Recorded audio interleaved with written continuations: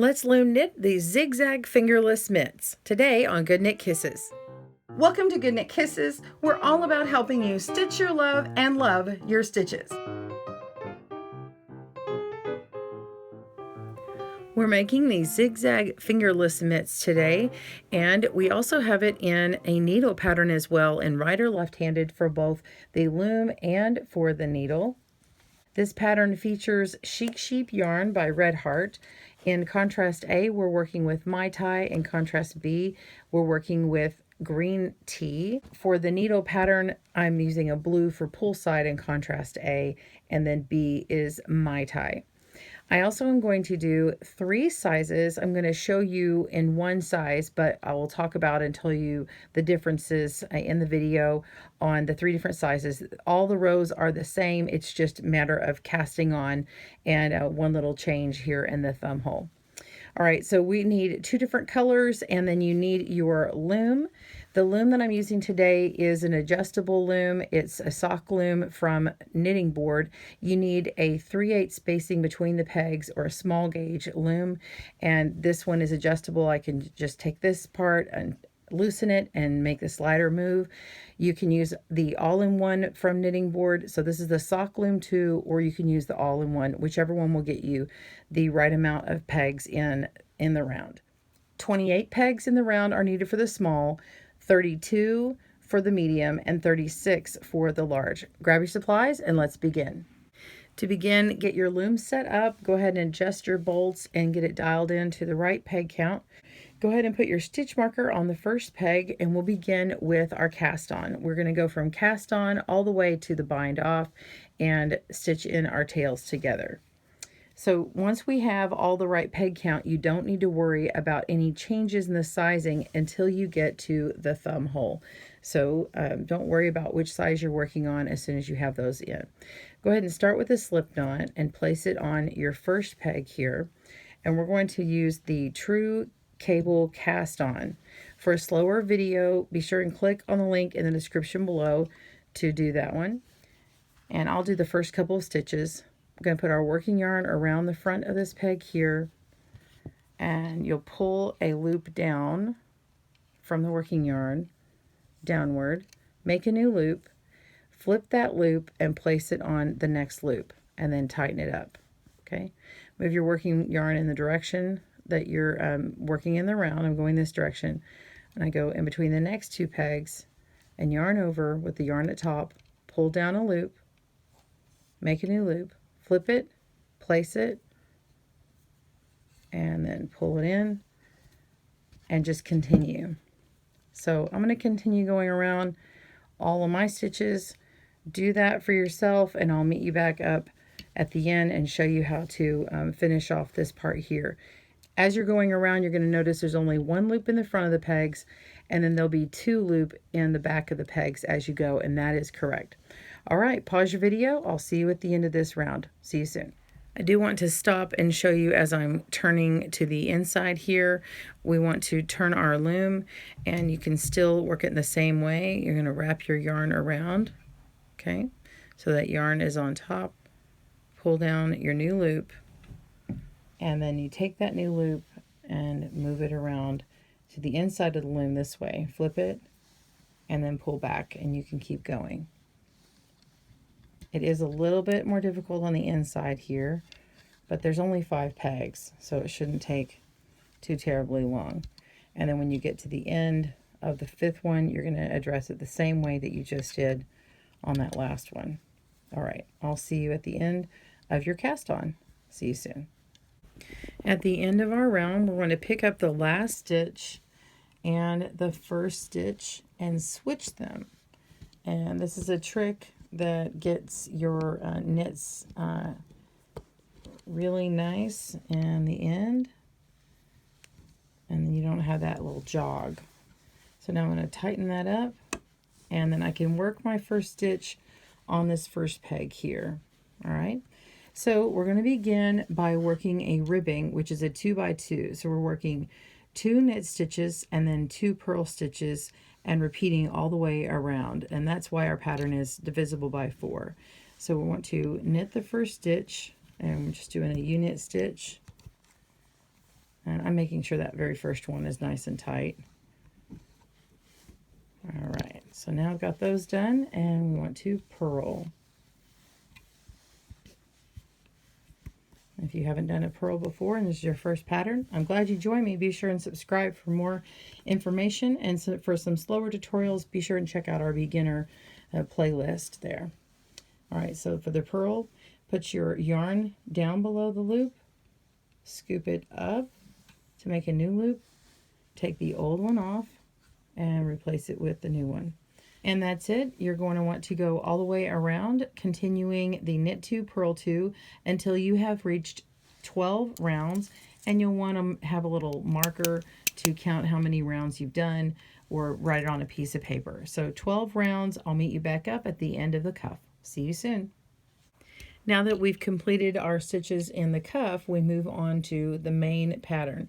This is the zigzag pattern, and it's completed by using 4 rounds all the way around. We're going to alternate between the 2 different colors, and we'll start with what we've already been working with, which is contrast A. We'll start with a purl stitch, and then we are actually not going to work every other stitch. And the way we do that is we slip the yarn, but we're slipping it in front of the peg instead of holding it behind the peg. You don't wrap it or anything other than just hold it in front. And then you move on to the next stitch, which is purl. So round 1 is purl, and then it's slip with the yarn in front of the peg. So we end up with 2 strands of yarn. See that? 1, 2. Doesn't matter if it falls above or below this line. In the next round, it's going to get knit. So do that again. We're just going to hold it in front of the next one and skip and purl. So slip, purl. Hold with the yarn in front of the peg. Pause your video and we'll see you at the end of this round. Round 1 has now been worked with all of the slip stitches done. Make sure that this last one has it over and you're ready to begin your next color. For the second round with B, we're going to knit the first stitch. So you just lay your tail on the inside and knit this first stitch. And then you're going to knit 1 below the next stitch. And because we set up on the previous round, you don't have to do anything here. You would have to be taking it off of the worked yarn back here and then put it back on, but because we held it in place, you don't have to do that. So we just knit these 2 stitches together. It's technically a knit 1 below, just like a needle pattern. So actually this round is very simple. You just continue working around the loom in this one color, making sure to knit over all loops remaining. All right, meet me back at the end of this row and we'll work on the third round. See you soon. We're at the end of the second round. Make sure your yarn that's being held in front is to the back. And we're going to wrap around and knit those 2 stitches together and then knit 1 below. Just like that. And now you're going to continue with B. And we're going to go to the front of this first stitch here. And we're going to purl. So it's going to be the same as row 1 that we do on row 3. It's just with the second color. So I purled that one, and now we're just going to hold the yarn in front and then purl the third stitch. So every other peg is getting purled, and the rest of the time the yarn is hanging out in front. So there we go. We're going to continue on with that. Pause your video. I'll meet you back up for round 4. See you soon. All right, we're finishing up the third round, and we need to still slip this yarn in front, and then we've got to start working with A again to start the fourth round. And the fourth round is going to be exactly like the second round was, where we're knitting all the stitches. So what I want to do is actually take my yarn and leave this last peg unworked, and I'm going to grab A from underneath it, okay? And then now I'm going to actually just work this first stitch, okay? So I can work this first stitch, knitted, and now I'm going to move B to the back. So I can continue working with A, and it has got this yarn all locked in. So just going to work all the way down knitting all the stitches together. And if you notice, whenever we have yarn held in the front, it always matches the color that was the row before, round before. So you'll never have two different colors being held together. If you see that you've done that, then you may need to go back in your pattern, work your stitches backward, and find where you need to begin again. But this way you know that you're on the right track. So you're going to continue this round 4, and then you'll be done with the zigzag stitch pattern. So you're going to work these 4 rounds 8 more times, and you will be ready to begin the thumb section. Pause your video and I'll meet you when you're there. See you soon. All right, I'm ready to move on to the thumb section, and I've done my last stitch and twisted my yarn. The way to know that you are ready is you can turn it over and count how many times you see color B, or contrast B, coming across. So you have 8 repeats on this pattern, plus the 9th one here that was the first. So you can count the V's in this color.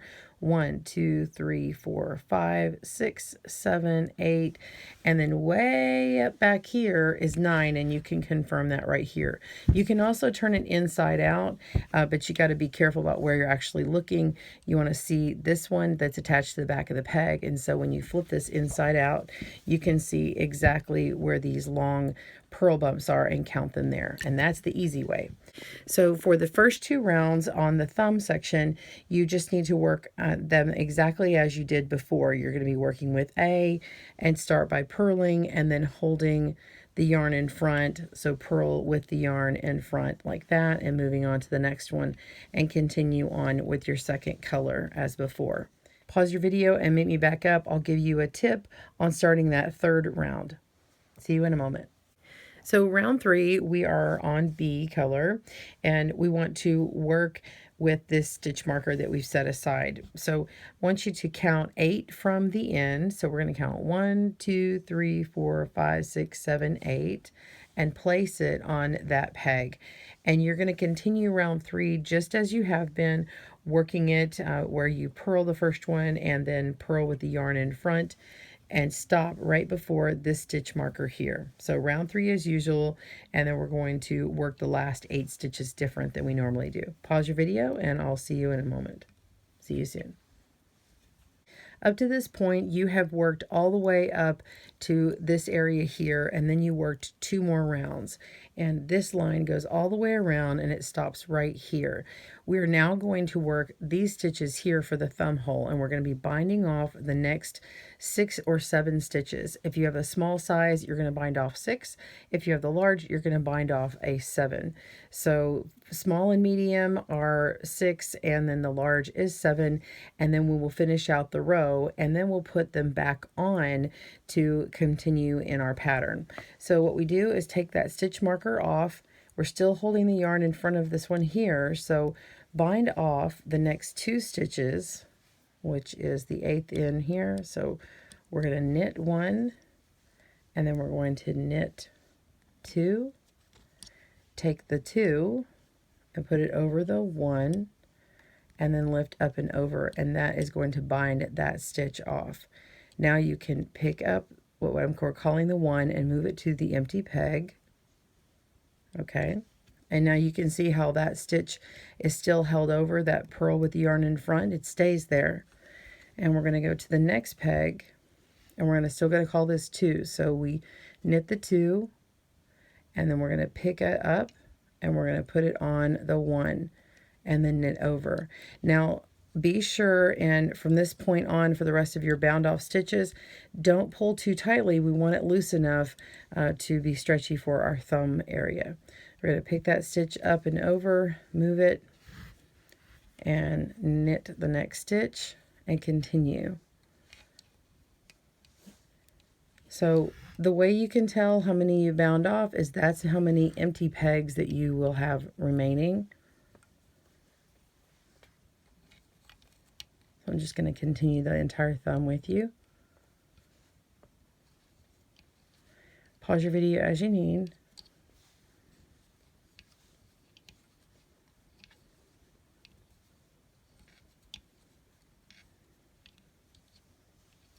Okay, now I have 5 empty pegs, 1, 2, 3, 4, 5, and I still need to get the 6th one done. So we're going to work this next peg here, pick it up and move it over, and knit, and then move it over. All right, and so now we have 6 pegs that are bound off. All right, and then we have 2 pegs left, but we've already worked this peg here. So now what we do is purl this next stitch. So the directions are to purl to the end. All right, so we've got that one, and now we are ready to move on to our 4th round. We're going to pick up our yarn. Let's see, lay this one down. There we go. Pick up A and start working it as the 2nd round, where we knit and then knit 1 below. Okay, and we just continue, and we'll go all the way around until the first bound off stitch, and this is where we will start casting on here, and I'll show you in just a moment. Pause your video and meet me back right here. See you soon. All right, so 4th round, we have continued till the first bound off stitch right here, and we're going to cast on the remaining stitches that are empty using the backwards loop cast on. Of course, for the large, you'll have 7. I have 6 here, and then we knit to the end of the round. So the backwards loop is just taking this yarn, and you can flip it by twisting it around your finger and put it down this way. So let me do that again. We'll pull our yarn out. It's also called the thumb cast on, but sometimes my thumbs are all thumbs and I can't do it right. So we're just going to pull the yarn out, take our finger and wrap it around, and then twist it and place it on. Okay, and then I use my loom pick to make sure and get it nice and snug. I don't want this to be too loose, and we're just going to turn it and continue doing it again. You can take 2 fingers at the same time and use that to place. That's another method. Make sure, get that on there. So this is the 2-finger method. Pick up your yarn, take your 2 fingers, wrap it around, and twist at the same time. See, like that? So pull it up, twist it, and then place it. All right? And last one, twist it and place it. And you're ready to work the rest of the round, which is knit till the end of the round. So just knit these 2 stitches. I like to pull this last one a bit tighter, just because it's going to have just that little leading edge there, and I want to make sure that the stitches are nice and snug for that thumb. And so what you've created is this spot right here. Okay, that's that part right there. So you want to make sure and get that tightened. You can tighten it up in the back by turning it inside out later and messing with it, but it really works well for this simple thumb design. So your thumb will just come in and rest right in here like that. You're now ready for the mitt top of the pattern, which is above where we've created the thumb hole. You're going to repeat the 4 rounds to make the zigzag pattern. So it actually begins right on top of where this opening is. So from here to here is the first 4 rounds, and then you're going to do it one more time, and then only the first 2 rounds, because once we get to here, we will start the cuff section again. So on all 3 sizes, small through large, you're going to do that. So make your zigzag and go around. Now the only challenge is the first time that you work this, you're going to be coming to the section where you've got the cast on pegs here. Now the cast on pegs are going to be a little harder to do, and I will go ahead and come around and show you doing a few of them, just so you can see me actually making them. I'll see you in just a moment.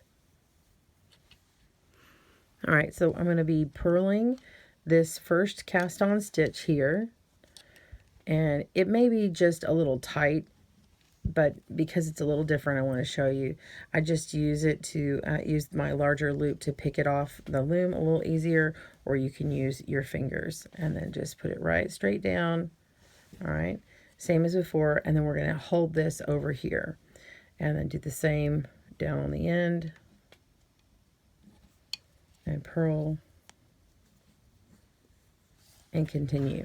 So then the round after, you will still knit all of these loops, even these 2 over 1. So that's the same as you've done before. You're just going to continue going around, finish those 2 rounds out, which is 8, and then do the first 2 rows. So it's actually 10 rows from here to here, and then we'll start the cuff. See you soon. Okay, I just finished my last round of round 2 after we've repeated basically 10 rounds after our thumb hole. And I've knit this one over. I want to go on to the next portion, which is the cuff. So you're going to continue by repeating a ribbing of 2 by 2. So we're going to knit 2 and purl 2. Now, you will not be using color A anymore. So you're going to continue on doing that. So you can get color A away by just cutting it a nice long strand and working this tail in afterwards. All right, just continue working your ribbing. You're going to do this for 7 rounds, and then we're going to bind off. See you soon. Our last step is binding off in the pattern loosely. Now, when we say bind off in pattern, what that means is we're going to work the same pattern that we've worked across, knitting 2 and purling 2, as we bind off. So if you've never done that in pattern, we're going to do that right now. Plus, after that, we will fix this little jog that happens usually when you're making a knit in the round and you finish it off this way. So I'll show you how to stitch that up so it retains that nice, beautiful chain edge along there. We are going to start by knitting the first stitch, and if you don't know how to do it loosely, you can also make your knit stitches in an E-wrap, which is winding it around the peg in this direction. You go between the pegs that you're going to be working next. So you go between the 1 and a 2, and then you wrap to the front all the way to the back.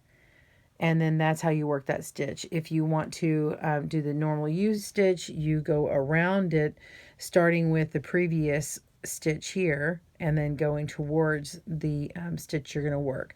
So I'm just going to knit it this direction.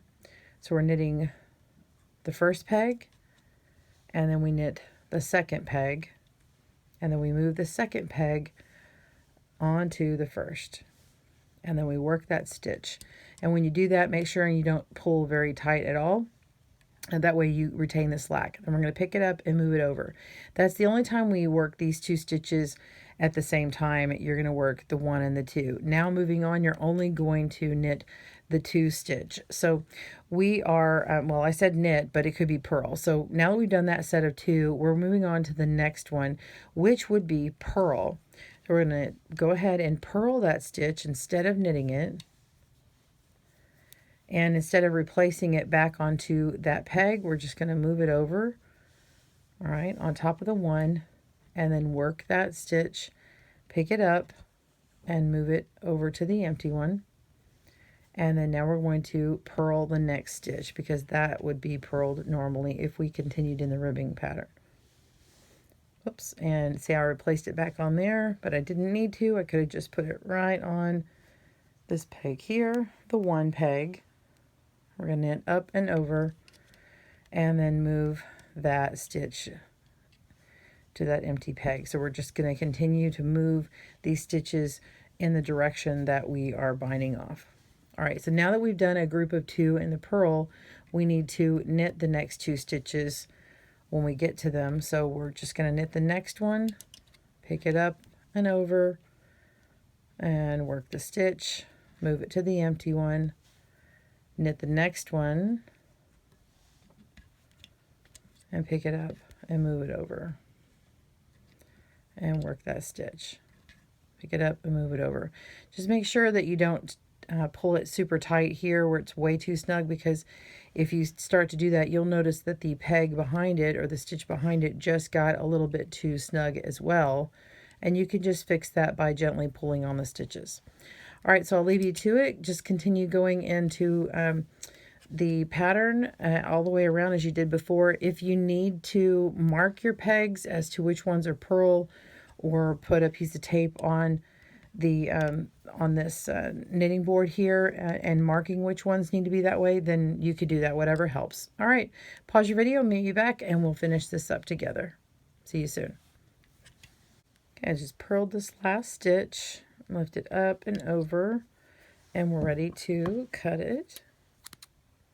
Got our tail cut, and then just pull that loop out and lift it off the loom. And then now you see we have that jog in our ending here, right at this last stitch. We are going to form one.